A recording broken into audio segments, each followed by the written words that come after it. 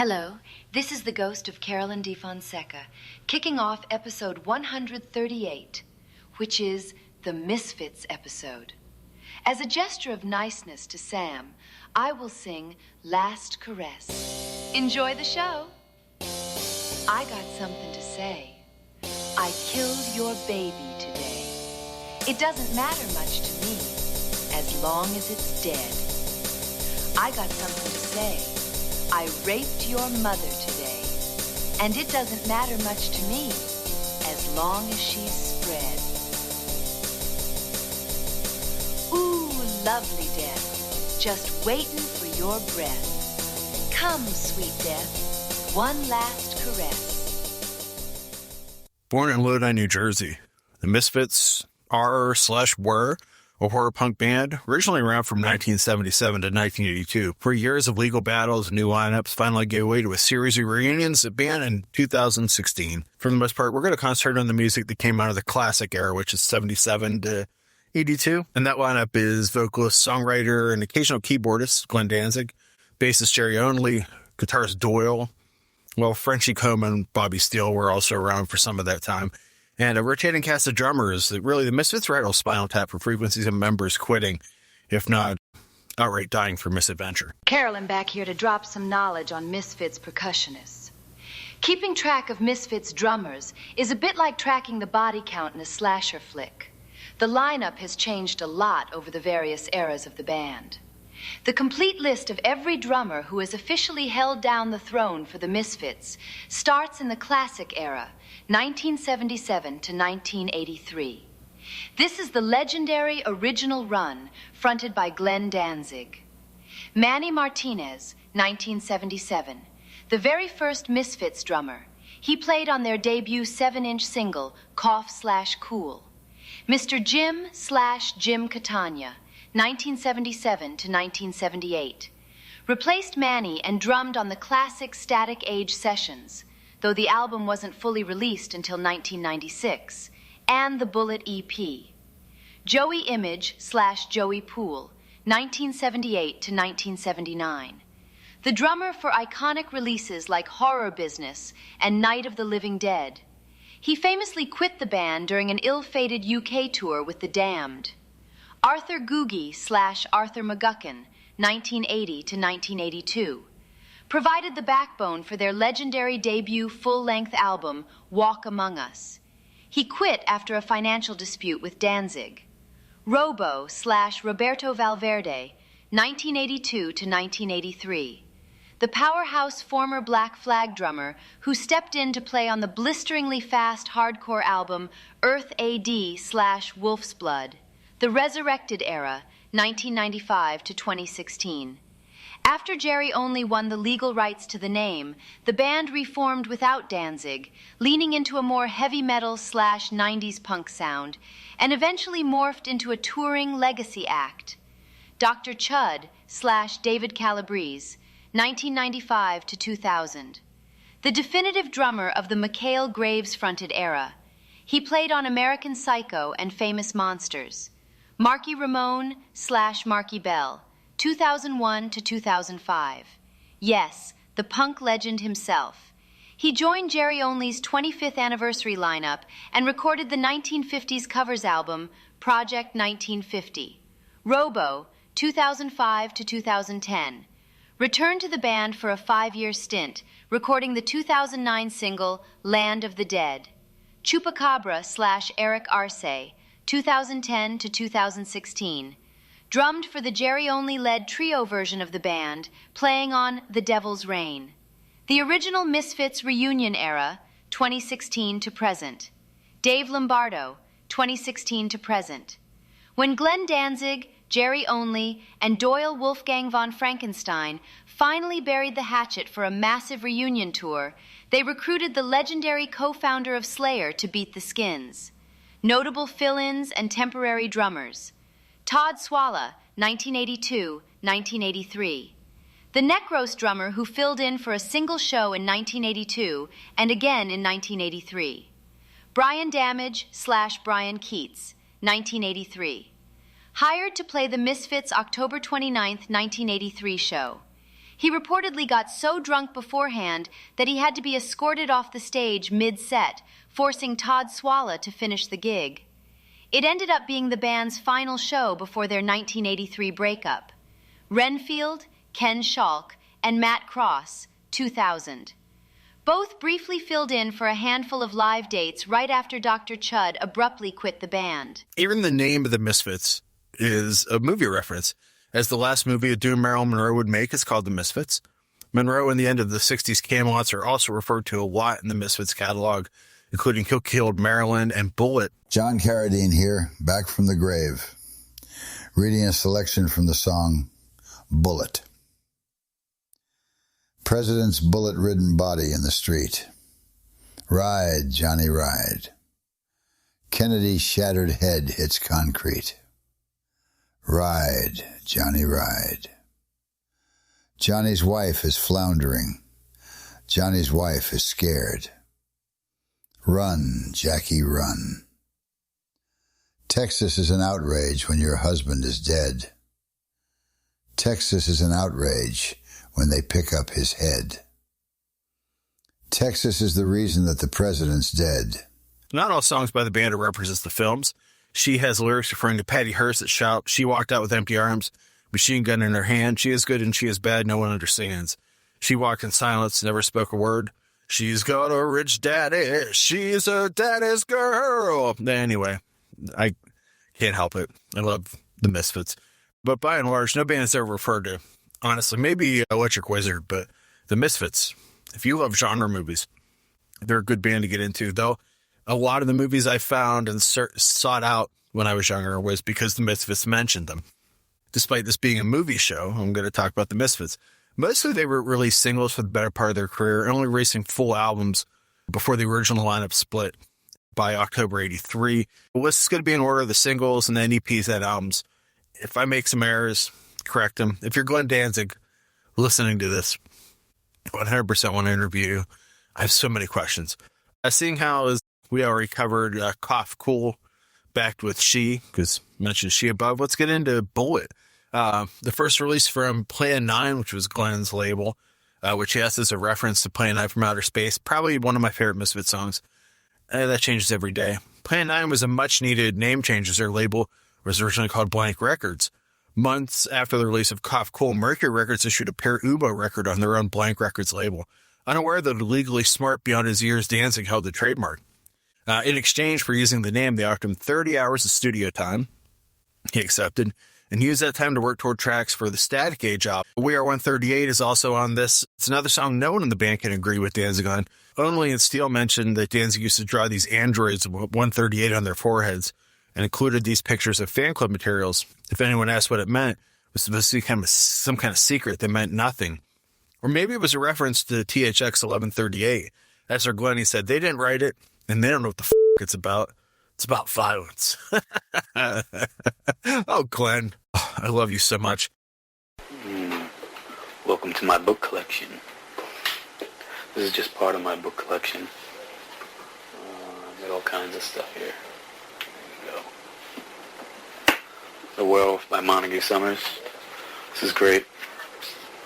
There's lots of great werewolf stories in here, all documented, all true. Attitude, which is on this, is straight up rock and roll. It was covered years later by Guns N' Roses. And Hollywood Babylon, that has to come from the Kenneth Anger book of the same name. Horror Business came out in 1979. Misfits, huh? Charles Bronson here.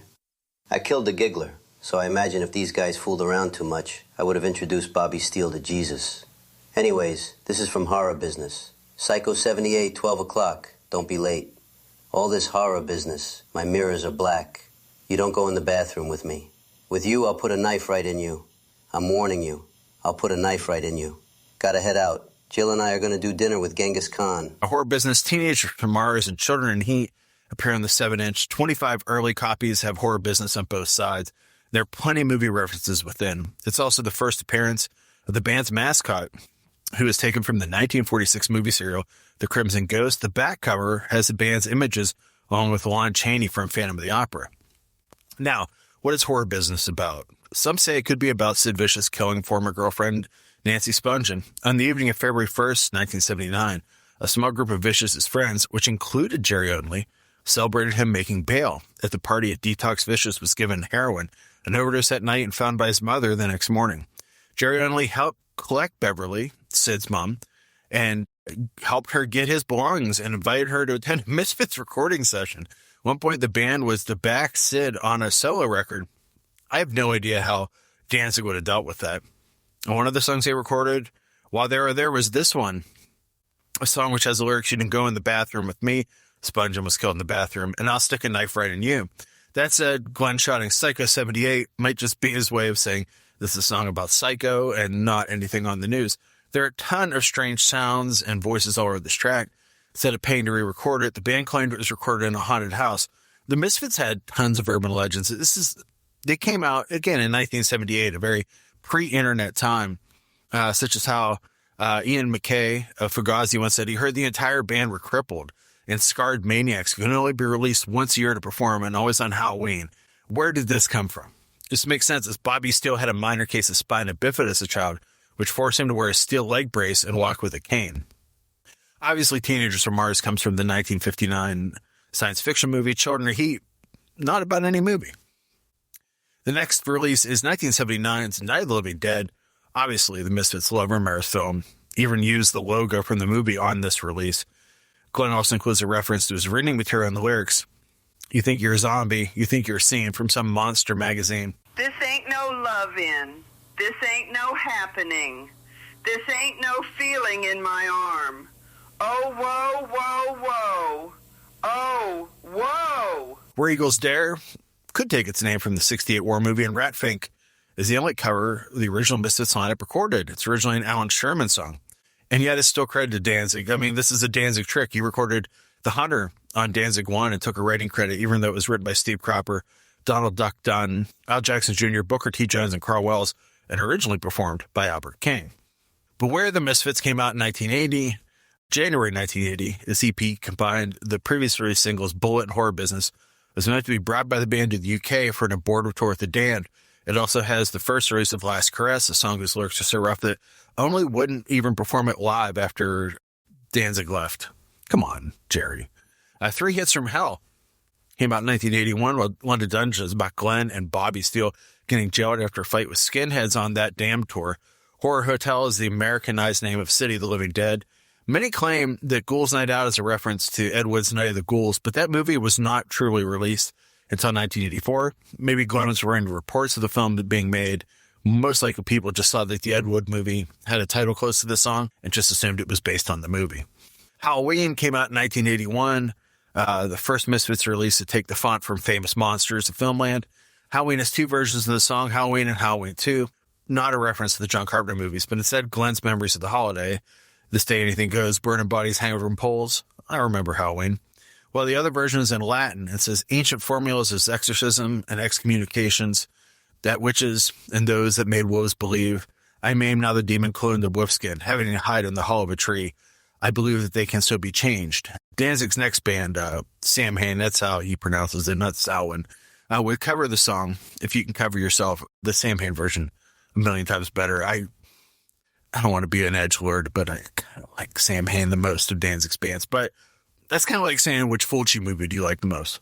Walk Among Us from 1982 is literally the first Misfits thing that I bought on cassette in 1986 from Beaver Valley Mall. And it's a record that changed my life. How can I find this cover that has a little dude wearing a Captain Harlock shirt, the art from the Angry Red Planet and Earth versus the Flying Saucers behind it? How could people do this and have a career? The rest of the Misfits, Jerry looks insane. He has half his head shaved. He looks like a superhero or like a dreadnought. What is this band? What are they all about? I had only known them because Cliff Burton used to wear the shirts all the time. When I saw this at a Sam Goody, maybe it's a National Prairie because I'm from Pittsburgh. It's a National Record Mart. I had to have it. The first full length came from the band, even though the third to be recorded, Static Age and 12 Hits from Hell were recorded before. It was recorded probably between June 81 and January 82. Everything is studio tracks. Other than Mommy Can I Got and Kill Tonight, which is a live track, I Turned Into a Martian. Really feels like a reference to many 50s movies, whether I Married a Martian or the Ray Bradbury story, Dark They Were and Golden Eyed. All Hell Breaks Loose refers to one of my favorite Hammer movies, Twins of Evil. It has one of my favorite Misfits lyrics. I send my murdergram to all the monster kids. It comes right back to me and it's signed there in their parents' blood. Vampire, obviously about the KABC horror hostess, who also appears in the song Playing Night from Outer Space. Hey, black dress moves in a blue movie, grave robbers from outer space. With your pulmonary trembles and your outstretched arm, trembles so wicked. 2-inch nails, micro waist with a pale white feline face. Inclination eyebrows. So there pretty much tells you this song is 100% about Vampire. There's some pictures, though. The Misfits did get to hang out with Vampire, who was very involved in the punk scene in Los Angeles. And the picture of Glenn with her, he is like totally throwing a Glenn pose. I don't know how many Captain Harlock shirts he had, but it's an amazing picture. Also, she might be slightly taller than him. The old Glenn pictures are hilarious. He looks way younger than he is. The Damned also released Plan 9 Channel 7, and Vampira herself actually released 2 7-inches with the band Satan's Cheerleaders, I Am Damned and Genocide Utopia.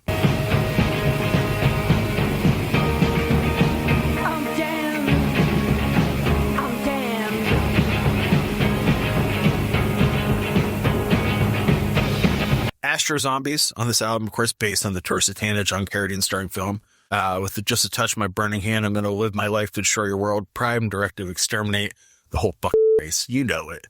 Violent World, where does that come from? It probably comes from, there was a magazine that, a tabloid magazine that used to show death scene photos, kind of like Mexican murder magazines, but in the U.S. The cover I'm looking at says Murder at Home. Over 10,000 family members will kill each other this year, and America's trains are unsafe.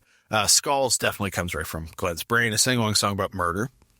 Glenn may have taken Brain Eaters from the Brain Eater, as the idea that zombies eat brains did not arrive. We think that it comes from Night of the Living Dead. It actually first arrived in Return of the Living Dead in 1985. It's also the only music video the band ever did and was given to their friends. Evil Live, in just 13 minutes, the band tears through 20 Eyes, Night of the Living Dead, Astro Zombies, Horror Business, and London Dungeon. This was all recorded at a December 17th, 81 show at the Ritz in New York City. And then All Hell Breaks Loose and We Are 138 comes from a November 20th, 1981 performance at On Broadway in San Francisco. In case you wondered, when you look at the album artwork for Evil Live, it is based on the poster for The Undead from 1957. Earth AD / Wolf's Blood came out in 83. Glenn was already planning his next band, the slowed down goth darkness, off-kilter noise that is Sam Hain. Well, the song's Blood Feast, which could reference the Herschel Gordon Lewis film or the alternative title for Silent Night, Bloody Night, and it's Death Comes Ripping were meant for Sam Hain. What emerges is less of the sing-along song feel of the Misfits and more of a move to a hardcore sound. Earth AD slams out the start of the album. It's a reference probably to every movie that added AD to its name in the late 60s and early 70s. Dracula AD 72, Daleks Invasion 2150 AD. And here it has the lyrics, you bet your life because the hills have eyes. Queen Wasp, probably could have came from Queen Wasp or the Wasp Woman.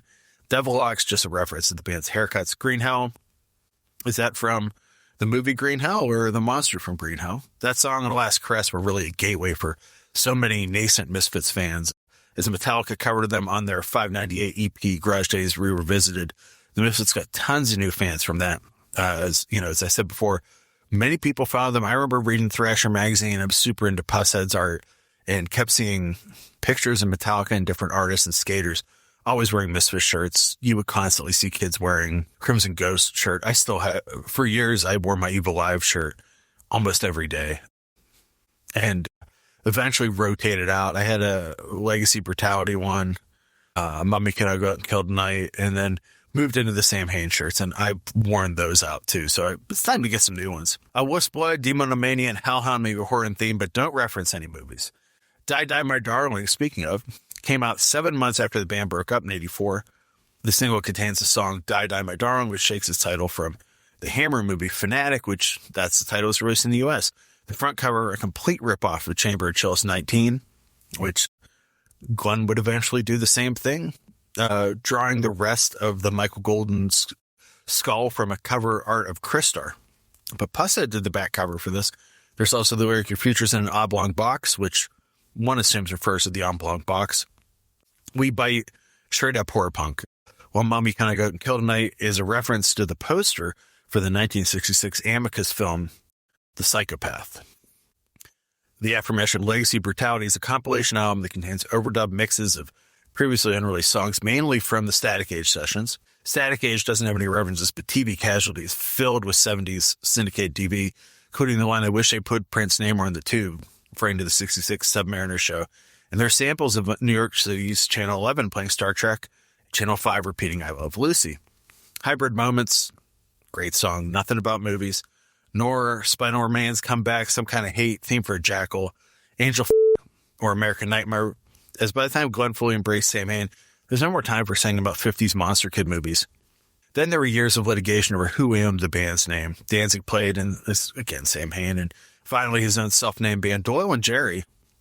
Jerry changed his name to Bocavius Christ, played in a band called Christ the Conqueror with Ingrid Malmsteen singer Jeff Scott Soto, as well as Dave the Snake Sabo from Skid Row was in that.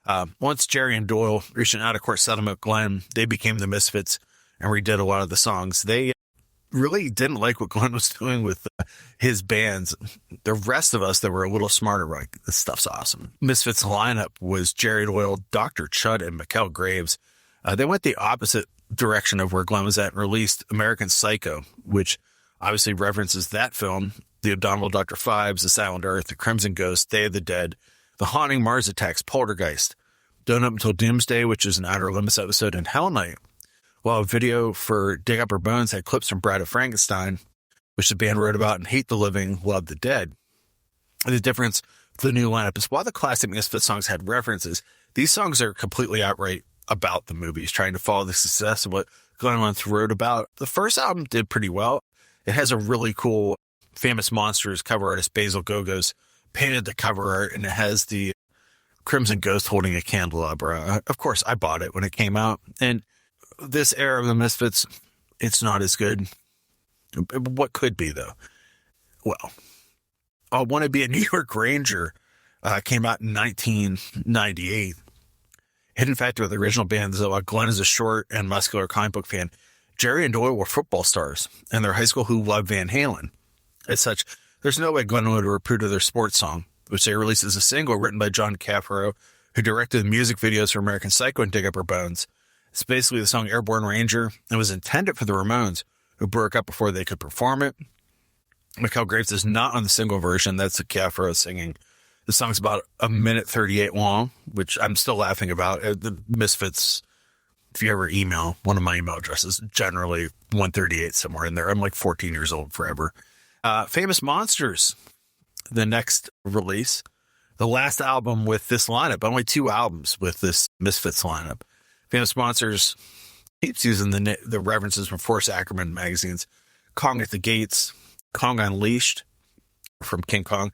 Also, Kong Unleashed was the music for WCW wrestler Vampiro, who the Misfits used to come to the ring with. They even wrestled a few matches. They got killed by Dr. Death Steve Williams. The Forbidden Zone comes from Planet of the Apes. Lost in Space, we know where that comes from. The Crawling Eye, based on the Trollenberg Terror.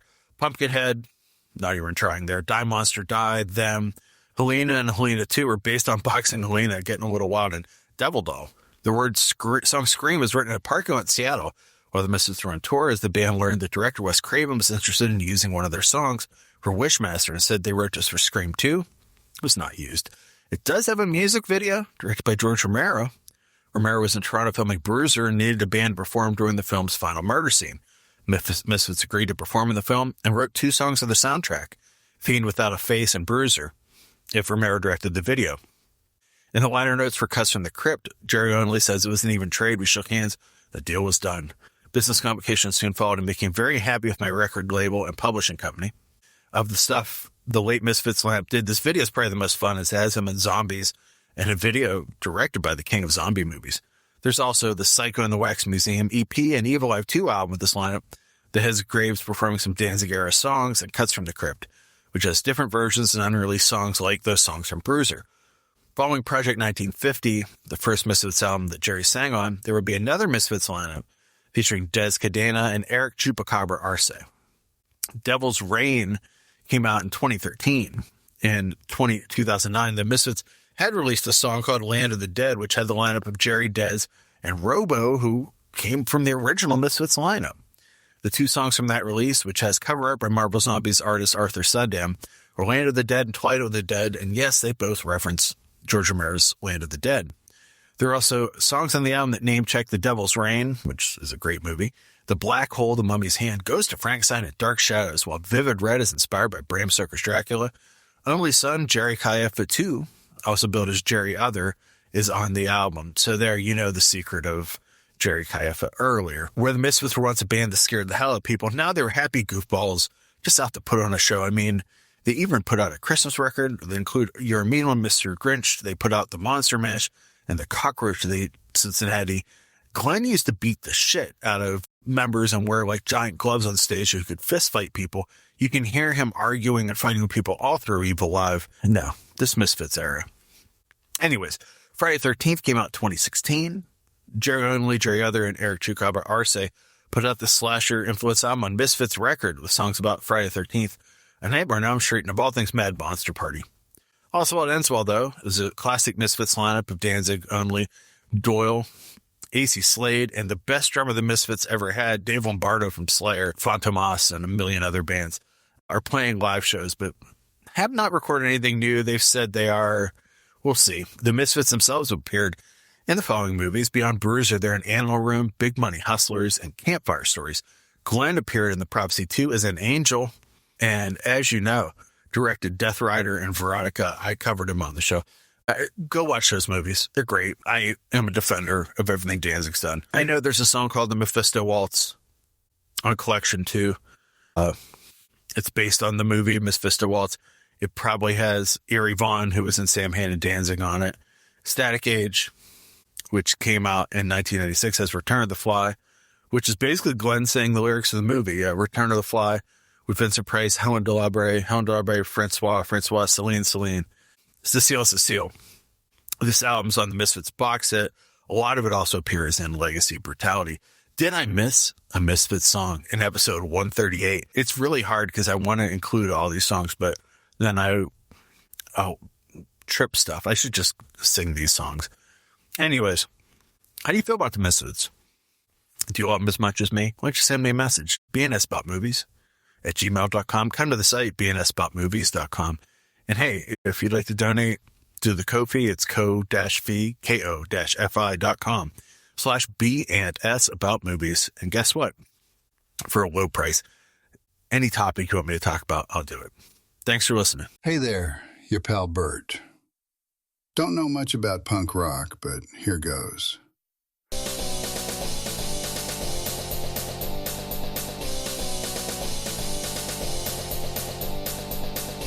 Whoa, all I want to know, all I want.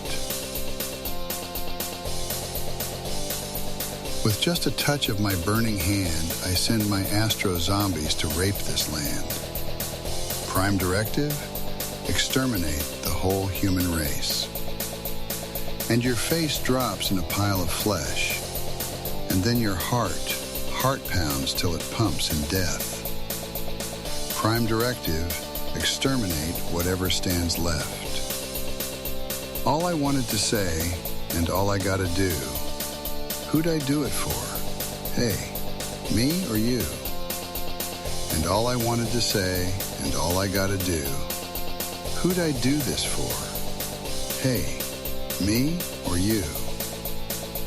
Whoa, all I want to know, all I want.